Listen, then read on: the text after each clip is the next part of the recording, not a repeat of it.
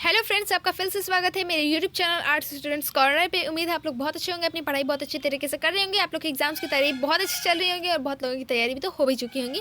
Bihar board वालों की मैं बात कर रही थी, बिकॉज 1 फरवरी से एग्जाम है। चलिए बिना देरी के शुरू करते हैं आज का हमारा टॉपिक, जो कि है इकोनॉमिक कंसिक्वेंसेज। इसको हम लोग पढ़ेंगे। इसके पहले कि हमने टॉपिक्स पढ़ लिए, कवर कर लिए, आप पहले पार्ट 1 देख लीजिएगा, फिर आप लोग पार्ट 2 देखने आइए। उससे आपको चैप्टर को समझने में आसानी होगी। अपने साथ बुक्स खोल के बैठिएगा, उससे भी आपको चैप्टर को समझने में आसानी होगी। शुरू करते हैं हम लोग इकोनॉमिक कंसिक्वेंसेज। अगर आपको अच्छा लगे तो लाइक कर दीजिए, ज़्यादा से ज़्यादा शेयर कीजिएगा इस वीडियो को और चैनल को सब्सक्राइब करना मत भूलिएगा। तो हमारा टॉपिक है इकोनॉमिक कंसिक्वेंसेज, यानी कि आर्थिक प्रभाव।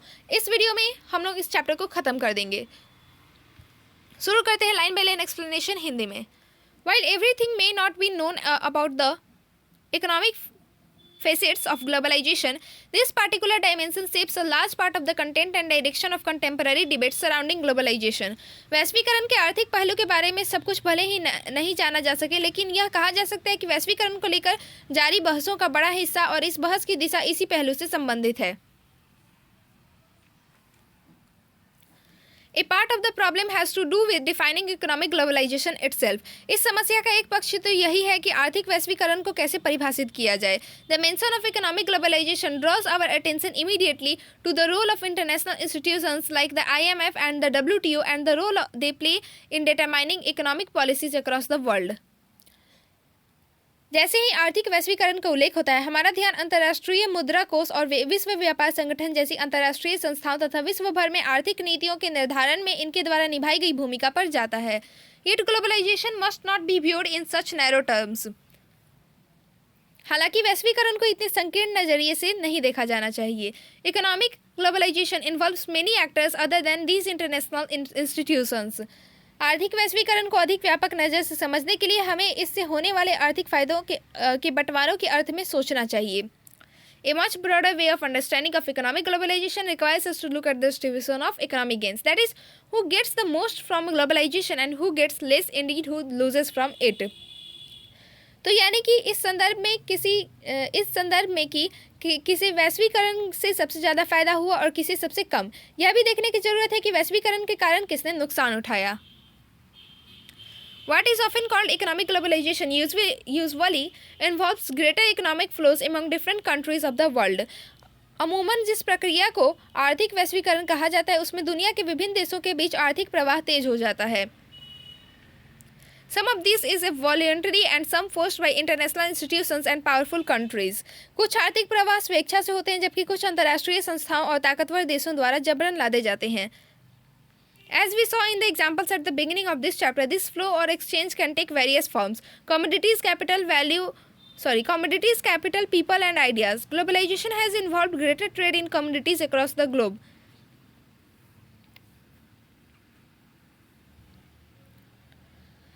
जैसा कि हमने इस अध्याय की शुरुआत में देखा, ये प्रवाह कई किस्म के हो सकते हैं, जैसे वस्तुओं, पूंजी, जनता अथवा विचारों का प्रवाह। वैश्वीकरण के चलते पूरी दुनिया में वस्तुओं के व्यापार में इजाफा हुआ है। The restrictions imposed by different countries on allowing the imports of other countries have been reduced. अलग अलग देश अपने यहाँ होने वाले आयात पर प्रतिबंध लगाते थे, लेकिन अब यह प्रतिबंध कम हो गए हैं। Similarly, the restrictions on movement of capital across countries have also been reduced. ठीक इसी तरह दुनिया भर में पूंजी की आवाजाही पर अब कहीं कम प्रतिबंध हैं। In operational terms, it means that investors in the rich countries can invest their money in countries other than their own, including developing countries, where they might get better returns. व्यवहारिक धरातल पर इसका अर्थ यह हुआ कि धनी देश के निवेशकर्ता अपना धन अपने देश की जगह कहीं और निवेश कर सकते हैं, खासकर विकासशील देशों में जहां उन्हें ज़्यादा मुनाफा होगा। Globalization has also led to flow of ideas across national boundaries.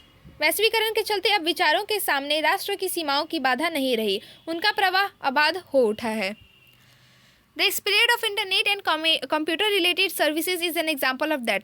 But globalization has not led to the same degree of increase in the movement of people across the globe. Developed countries have carefully guarded their borders with visa policies to ensure that citizens of other countries cannot take away the jobs of their own citizens. Internet और computer से जुड़ी सेवाओं का विस्तार इसका एक उदाहरण है। लेकिन वैश्वीकरण के कारण जिस सीमा तक वस्तुओं और पूंजी का प्रवाह बढ़ा है, उस सीमा तक लोगों की आवाजाही नहीं बढ़ सकी है। विकसित देश अपनी वीजा नीति के जरिए अपनी राष्ट्रीय सीमाओं को बड़ी सतर्कता से अभेद्य बनाए रखते हैं, ताकि दूसरे देशों के नागरिक विकसित देशों में आकर कहीं उनके नागरिकों के नौकरी धंधे न हथिया लें। In thinking about the consequences of globalization, it is necessary to keep in mind that the same set of policies do not lead to the same results everywhere. वैश्वीकरण के परिणामों पर सोचते हुए हमें इस बात का ध्यान रखना चाहिए कि हर जगह एक समान नीति अपना लेने का मतलब यह नहीं होता कि हर जगह परिणाम भी एक समान होंगे। While globalization has led to similar economic policies adopted by governments in different parts of the world, this has generated vastly different outcomes in different parts of the world. It is again crucial to pay attention to a specific context rather than make simple generalizations in this connection. वैश्वीकरण के कारण दुनिया के अलग अलग हिस्सों में सरकारों ने एक साथ आर्थिक नीतियों को अपनाया है, लेकिन विश्व के विभिन्न भागों में इसका परिणाम बहुत अलग अलग हुआ है। यहाँ भी हमें सर्वसामान्य निष्कर्ष निकालने के बजाय संदर्भ विशेष पर ध्यान देना होगा। Economic globalization has created an intense division of opinion all over the world. आर्थिक वैश्वीकरण के कारण पूरे विश्व में जनमत बड़ी गहराई से बंट गया है। Those who are concerned about social justice are worried about the extent of state withdrawal caused by processes of economic globalization. आर्थिक वैश्वीकरण के कारण सरकारें कुछ जिम्मेदारियों से अपने हाथ खींच रही हैं और इसे सामाजिक न्याय से सरोकार रखने वाले लोग चिंतित हैं। They point out that it is likely to benefit only a small section of the population while impoverizing those who were dependent on the government for jobs and welfare, education, health, sanitation, etc. Sorry, थोड़ा अटक गए थे हम। तो इनका कहना है कि आर्थिक वैश्वीकरण से आबादी के एक बड़े छोटे तबके को फायदा होगा, जबकि नौकरी और जन कल्याण, शिक्षा, स्वास्थ्य, साफ सफाई की सुविधा आदि के लिए सरकार पर आश्रित रहने वाले लोग बदहाल हो जाएंगे। They have emphasized the need to ensure institutional safeguards or creating social safety nets to minimize the negative effects of globalization on those who are economically weak. सामाजिक न्याय के पक्षधर इस बात पर जोर देते हैं कि कुछ सांस्थानिक उपाय किए जाने चाहिए, या कहें कि सामाजिक सुरक्षा कवच तैयार किया जाना चाहिए ताकि जो लोग आर्थिक रूप से कमजोर हैं उन पर वैश्वीकरण के दुष्प्रभावों को कम किया जा सके। Many movements all over the world feel that safety nets are insufficient or unworkable. दुनिया के अनेक आंदोलनों की मान्यता है कि सामाजिक सुरक्षा कवच की बात अव्यावहारिक है और इतना भर उपाय पर्याप्त नहीं होगा। They have called for a halt to forced economic globalization, for its results would lead to economic ruin for the weaker countries, especially for the poor within these countries. Some economists have described economic globalization as recolonization of the world. ऐसे आंदोलनों ने बलपूर्वक किए जा रहे वैश्वीकरण को रोकने की आवाज़ लगाई है, क्योंकि इससे गरीब देश आर्थिक रूप से बर्बादी की कगार पर पहुंच जाएंगे। खासकर इन देशों के गरीब लोग एकदम बदहाल हो जाएंगे। कुछ अर्थशास्त्रियों ने आर्थिक वैश्वीकरण को विश्व का पुनः उपनिवेशीकरण कहा है। Advocates of economic globalization argue that it generates greater economic growth and well-being for larger sections of the population when there is deregulation. आर्थिक वैश्वीकरण की प्रक्रियाओं के समर्थकों का तर्क है कि इससे समृद्धि बढ़ती है और खुलेपन के कारण ज़्यादा से ज़्यादा आबादी की खुशहाली बढ़ती है। Greater trade among countries allows each economy to do what it does best. व्यापार की बढ़ती से हर देश को अपना बेहतर कर दिखाने का मौका मिलता है. This would benefit the whole world. इससे पूरी दुनिया को फायदा होगा. They also argue that economic globalization is inevitable and it is not wise to resist the march of history. इन लोगों का कहना है कि आर्थिक वैश्वीकरण अपरिहार्य है और इतिहास की धारा को अवरुद्ध करना कोई बुद्धिमानी नहीं है. More moderate supporters of globalization say that globalization provides a challenge that can be responded to intelligently without accepting it uncritically. इन लोगों का कहना है कि आर्थिक ये तो मैंने बता ही दिया. वैश्वीकरण के मध्यम मार्गी समर्थकों का कहना है कि वैश्वीकरण ने चुनौतियां पेश की और सजग सचेत होकर पूरी बुद्धिमत्ता से इसका सामना किया जाना चाहिए. What however cannot be denied is the increased momentum towards interdependence and integration between governments, businesses and ordinary people in different parts of the world as a result of globalization. बहरहाल इस बात से इनकार नहीं किया जा सकता कि पारस्परिक निर्भरता की रफ्तार अब तेज हो चली है. वैश्वीकरण के फलस्वरूप विश्व के विभिन्न भागों में सरकार, व्यवसाय तथा लोगों के बीच जुड़ाव बढ़ रहा है. अब हमारा टॉपिक है कल्चरल कंसिक्वेंसेज यानी कि सांस्कृतिक प्रभाव। कल्चरल मतलब सांस्कृतिक, कंसिक्वेंसेज मतलब प्रभाव। इसको हम लोग फटाफट से लाइन बाय लाइन एक्सप्लेनेशन करके पढ़ लेते हैं। The consequences of globalization are not confined only to the sphere of politics and economy. वैश्वीकरण के परिणाम सिर्फ आर्थिक और राजनीतिक दायरों में ही नजर नहीं आते। Globalisation affect us in our home, in what we drink, wear, eat, and indeed in what we think. हम घर में बैठे हो तब भी इसकी चपेट में होते हैं। हम जो कुछ खाते पीते, पहनते हैं अथवा सोचते हैं, सब पर इसका असर नजर आता है। The cultural effect of globalization leads to the fear that this process poses a threat to cultures in the world. It does so because globalization leads to the rise of a uniform culture or what is called cultural homogenization.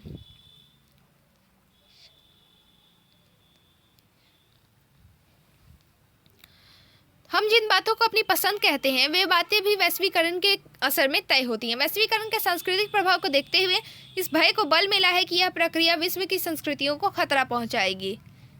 वैश्वीकरण से यह होता है क्योंकि वैश्वीकरण सांस्कृतिक समरूपता ले आता है। सांस्कृतिक समरूपता का यह अर्थ नहीं है कि किसी विश्व संस्कृति का उदय हो रहा है। The rise of a uniform culture is not the emergence of a global culture. यानी कि सांस्कृतिक समरूपता का यह अर्थ नहीं है कि किसी विश्व संस्कृति का उदय हो रहा है।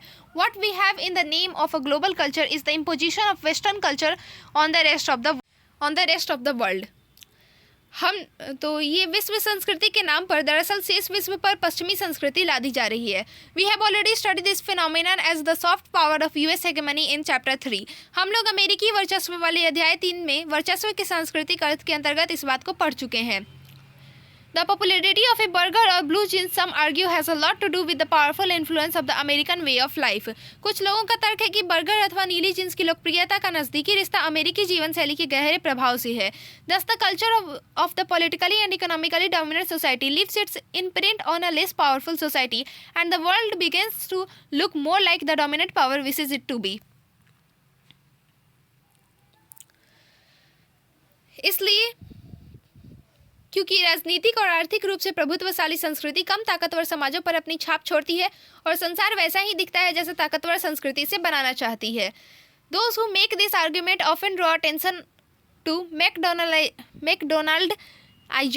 Donaldization of the world, which with cultures is seeking to buy into the dominant American dream. This is dangerous not only for the poor country but for the whole of the humanity, for it leads to the shrinking of the rich cultural heritage of entire globe. जो यह तर्क देते हैं वे अक्सर दुनिया के मैकडोनाल्डीकरण की तरफ इशारा करते हैं। उनका मानना है कि विभिन्न संस्कृतियां अब अपने को प्रभुत्वशाली अमेरिकी ढर्रे पर ढालने लगी हैं। चूंकि इससे पूरे विश्व की समृद्ध सांस्कृतिक धरोहर धीरे धीरे खत्म होती है, इसीलिए यह केवल गरीब देशों के लिए ही नहीं बल्कि समूची मानवता के लिए खतरनाक है। At the same time, it would be a mistake to assume that cultural consequences of globalization are only negative. इसके साथ साथ यह मान लेना एक भूल है कि वैश्वीकरण के सांस्कृतिक प्रभाव सिर्फ नकारात्मक है। Cultures are not static things. संस्कृति कोई जड़ वस्तु नहीं होती। All cultures accept outside influence all the time. Some external influences are negative because they reduce our choices, but sometimes external influences simply enlarge our choices, and sometimes they modify our culture without overwhelming the traditional. हर संस्कृति हर समय बाहरी प्रभाव को स्वीकार करते रहती है। कुछ बाहरी प्रभाव नकारात्मक होते हैं क्योंकि इससे हमारी पसंदों में कमी आती है। कभी कभी बाहरी प्रभाव से हमारी पसंद नापसंद का दायरा बढ़ता है, तो कभी इन्हें परंपरागत सांस्कृतिक मूल्यों को छोड़े बिना संस्कृति का परिष्कार होता है। The burger is no substitute for a masala dosa and therefore does not pose any real challenge. It is simply added on to our food choices.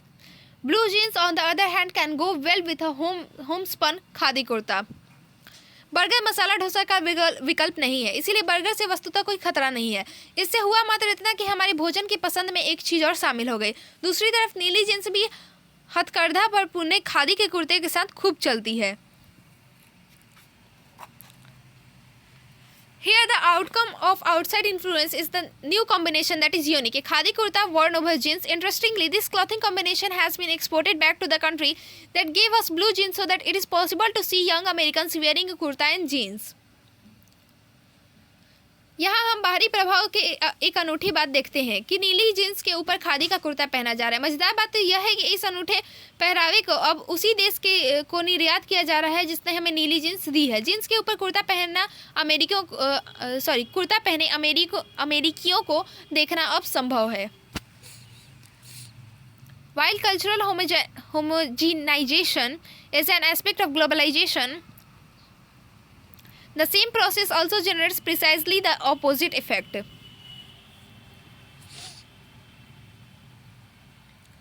सांस्कृतिक समरूपता वैश्वीकरण का एक पहलू है, तो वैश्वीकरण से इसका उल्टा प्रभाव भी पैदा हुआ है। It leads to each culture becoming more different and distinctive. वैश्वीकरण से हर संस्कृति कहीं ज़्यादा अलग और विशिष्ट होते जा रही है। This phenomenon is called cultural heterogenization. इस प्रक्रिया को सांस्कृतिक वैभिन्नीकरण कहते हैं। This is not to deny that there remain differences in power when cultures interact, but instead more fundamentally to suggest that cultural exchange is rarely one way. इसका मतलब यह नहीं कि संस्कृतियों के मेल जोल में उनकी ताकत का सवाल गौण है, परंतु इस बात पर भी ध्यान देना चाहिए कि सांस्कृतिक प्रभाव एक तरफा नहीं होता। अब है हमारा टॉपिक इंडिया एंड ग्लोबलाइजेशन, यानी कि भारत और वैश्वीकरण। इसको फटाफट से पढ़ लेते हैं। इसके बाद है रेसिस्टेंट टू ग्लोबलाइजेशन, उसको भी पढ़ लेते हैं और चैप्टर को खत्म करेंगे जल्दी ही। We said earlier that globalization has occurred in earlier periods in the history in different parts of the world. हमने पहले इशारा किया था कि दुनिया के विभिन्न भागों में वैश्वीकरण इतिहास की विभिन्न कलाविधियों में पहले भी हो चुका है।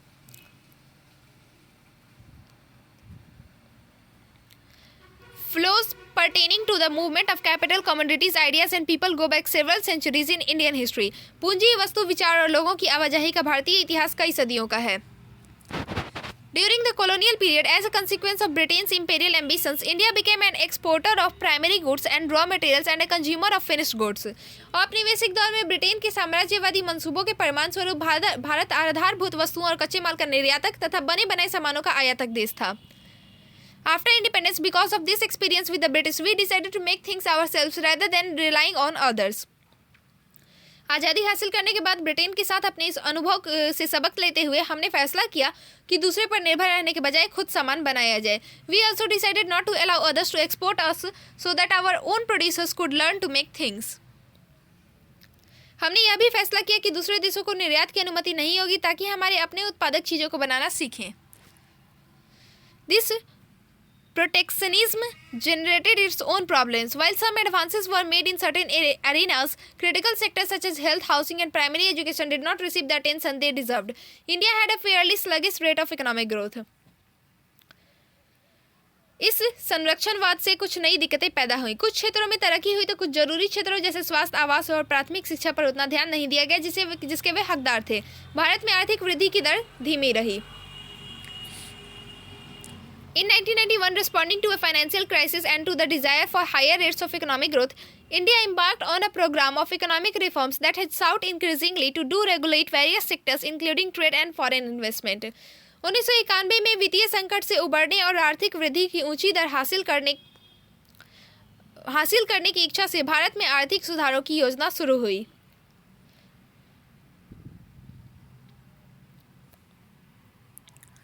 While it may be too early to say how good this has been for India, the ultimate test is not high growth rates as making sure that the benefits of growth are shared so that everyone is better off. इसके अंतर्गत विभिन्न क्षेत्रों पर आयात बाधाएं हटाई गई। इन क्षेत्रों में व्यापार और विदेशी निवेश भी शामिल थे। यह कहना जल्दबाजी होगी कि भारत के लिए यह सब कितना अच्छा साबित हुआ, क्योंकि अंतिम कसौटी ऊंची वृद्धि दर तक नहीं बल्कि इस बात को सुनिश्चित करना है कि आर्थिक बढ़वार के फायदों में सबका साझा हो ताकि हर कोई खुशहाल बने। अब हम लोग बढ़ते हैं अपने टॉपिक की ओर, जो कि है रेसिस्टेंस। एक मिनट, रेसिस्टेंस टू ग्लोबलाइजेशन। आप लोग देख सकते हैं, अभी हम लोग इसको पढ़ेंगे। तो रेसिस्टेंस मतलब क्या होता है? प्रतिरोध। ग्लोबलाइजेशन मतलब वैश्वीकरण, यानी कि वैश्वीकरण का प्रतिरोध। इसको फटाफट से हम लोग पढ़ लेते हैं और समझते हैं इसका line by line explanation. We have already noted that globalization is a very contentious subject and has invited a strong criticism all over the globe. हम देख चुके हैं कि वैश्वीकरण बड़ा बहसतलब मुद्दा है और पूरी दुनिया में इसकी आलोचना हो रही है। Critics of globalization make a variety of arguments. वैश्वीकरण के आलोचक कई तरह के तर्क देते हैं। Those on the left argue that contemporary globalization represents a particular phase of global capitalism that makes the rich richer and fewer and the poor poorer. वामपंथी राजनीतिक रुझान रखने वाले का तर्क है कि मौजूदा वैश्वीकरण विश्वव्यापी पूंजीवाद की एक खास अवस्था है जो धनिकों को और ज्यादा धनी तथा इनकी संख्या में कमी और गरीब को और ज्यादा गरीब बनाती है. Weakening of the state leads to a reduction in the capacity of the state to protect the interest of its poor. राज्य के कमजोर होने से गरीबों के हित की रक्षा करने की उसकी क्षमता में कमी आती है. Critics of globalization from the political right express anxiety over the political, economic and cultural effects. In political terms, they also fear the weakening of the state. राजनीतिक अर्थों वैश्वीकरण के दक्षिणपंथी आलोचक इसके राजनीतिक, आर्थिक और सांस्कृतिक प्रभावों को लेकर चिंतित हैं. राजनीतिक अर्थों में उन्हें राज्य के कमजोर होने की चिंता है. Economically, they want a return to self-reliance and protectionism, at least in certain areas of the economy. Culturally, they are worried that traditional culture will be harmed and people will lose their age-old values and ways. वे चाहते हैं कि कम से कम कुछ क्षेत्रों में आर्थिक आत्मनिर्भरता और संरक्षणवाद का दौर फिर कायम हो. सांस्कृतिक संदर्भ में इनकी चिंता है कि परंपरागत संस्कृति की हानि होगी और लोग अपने सदियों पुराने जीवन मूल्य तथा तौर तरीकों से हाथ धो देंगे. It is important to note here that anti-globalization movements too participate in global networks, aligning with those who feel like them in other countries. यहाँ हम गौर करें कि वैश्वीकरण विरोधी आंदोलन भी विश्वव्यापी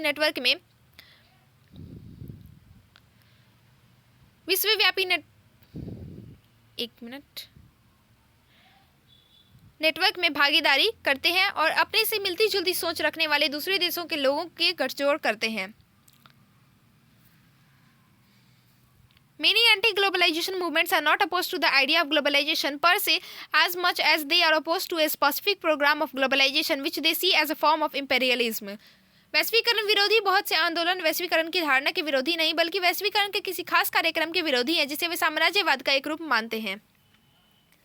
In 1999 at the World Trade Organization WTO ministerial meeting there were widespread protests at Seattle alleging unfair trading practices by the economically powerful states. It was argued that the interests of the developing world were not given sufficient importance in the evolving global economic system. 1999 में Seattle में विश्व व्यापार संगठन की मंत्री स्तरीय बैठक हुई. यहाँ बड़े पैमाने पर विरोध प्रदर्शन हुए. आर्थिक रूप से ताकतवर देशों द्वारा व्यापार के अनुचित तौर तरीके के अपनाने के विरोध में ये प्रदर्शन हुए थे. विरोधियों का तर्क था कि उदीयमान वैश्विक आर्थिक व्यवस्था में विकासशील देशों के हितों को समुचित महत्व नहीं दिया गया है. The WSF World Social Forum is another global platform which brings together a wide coalition composed of human rights activists, environmentalists, labor, youth and women activists opposed to neoliberal globalization. The first WSF meeting was organized in Porto Alegre, Brazil in 2001. The fourth WSF meeting was held in Mumbai in 2004. The latest WSF meeting was held in Brazil in March 2018. नौ उदारवादी वैश्वीकरण के विरोध का एक विश्वव्यापी मंच world social forum यानी WSF है. इस मंच के तहत मानवाधिकार कार्यकर्ता, पर्यावरणवादी, मजदूर, युवा और महिला कार्यकर्ता एकजुट होकर नौ उदारवादी वैश्वीकरण का विरोध करते हैं. वर्ल्ड सोशल फोरम की पहली बैठक 2001 में ब्राजील के पोर्टो अलेग्रे में हुई. 2004 में इसकी चौथी बैठक मुंबई में हुई थी. इसकी बैठक ब्राजील में मार्च 2018 में हुई है. अब इस चैप्टर का लास्ट टॉपिक है India and resistance to globalisation, यानी कि भारत और वैश्वीकरण का प्रतिरोध. What has been India's experience in resisting globalisation. वैश्वीकरण के प्रतिरोध को लेकर भारत के अनुभव क्या है. Social movements play a role in helping people make sense of the world around them and finding ways to deal with matters that trouble them. सामाजिक आंदोलनों से लोगों को अपने आस पड़ोस की दुनिया को समझने में मदद मिलती है. लोगों को अपनी समस्याओं के हल तलाशने में भी सामाजिक आंदोलनों से मदद मिलती है. Resistance to globalization in India has come from different quarters. There have been felt wing protests to economic liberalization voiced through political parties as well as through forums like the Indian Social Forum. Bharat में वैश्वीकरण का विरोध कई हलकों से हो रहा है. आर्थिक वैश्वीकरण के खिलाफ वामपंथी तेवर की आवाजें राजनीतिक दलों की तरफ से उठी हैं तो इंडियन सोशल फोरम जैसे मंचों से भी. Trade unions of industrial workforce as well as those who are representing farmers' interests have organized protest against the entry of multinationals. The patenting of certain plants like neem by American and European firms has also generated considerable opposition. औद्योगिक श्रमिक तथा किसान के संगठनों ने बहुराष्ट्रीय निगमों के प्रवेश का विरोध किया है। कुछ वनस्पतियों मसलन नीम को अमेरिकी और यूरोपीय फर्मों ने पेटेंट कराने के प्रयास किए हैं, इसका भी कड़ा विरोध हुआ। Resistant to globalisation has also come from the political right. वैश्वीकरण का विरोध राजनीति के दक्षिणपंथी खेमों से भी हुआ है। This has taken the form of objecting particularly to various cultural influences ranging from the availability of foreign TV channels provided by cable network, celebration of Valentine's day and westernisation of the dress taste of girl students in schools and colleges. यह खेमा विभिन्न सांस्कृतिक प्रभावों का विरोध कर रहा है, जिसमें केबल नेटवर्क के जरिए उपलब्ध कराए जा रहे विदेशी टीवी चैनलों से लेकर वैलेंटाइन डे मनाने तथा स्कूल कॉलेज में छात्र छात्राओं की पश्चिमी पोशाकों के लिए बढ़ती अभिरुचि तक का विरोध शामिल है। और हमारा चैप्टर खत्म होता है globalisation, last chapter contemporary world politics का। तो उम्मीद है आप लोग को अच्छा लगा होगा। एक लाइक तो कर दीजिएगा, बहुत मेहनत लगा है, और सब्सक्राइब कर दीजिएगा चैनल को अगर आपको अच्छा लगा हो और आगे आप ऐसी वीडियो चाहते हैं तो। और कहीं मैंने बोलने में थोड़ा बहुत मिस्टेक कर दिया हो तो उसके लिए सॉरी, क्योंकि फ्लो में कहीं गलती हो जाती है। तो thank you for watching the video. मिलते हैं दूसरे चैप्टर में, तब तक के लिए स्टे ट्यून्ड।